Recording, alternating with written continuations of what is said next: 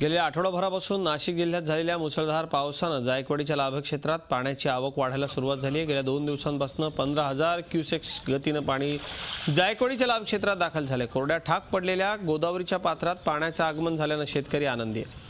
गोदावरीच्या तीरावर असलेल्या प्रवरा संगम इथं शेतकऱ्यांनी जलपूजन करून पाण्याचं स्वागत केलं।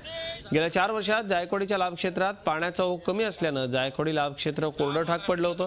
सप्टेंबर महिन्यात सरकारच्या आदेशानं नगर नाशिकच्या धरणातनं पाणी सोडलं, पण नदीपात्रात येणारं पाणी पुरेसं नव्हतं। आता स्थिती बदलली, त्यामुळे पावसाळा सुरू असतानाच नगर आणि नाशिकच्या धरणातून पाणी जायकवाडी धरणात सोडण्याची मागणी शेतकरी संघटनांनी केली।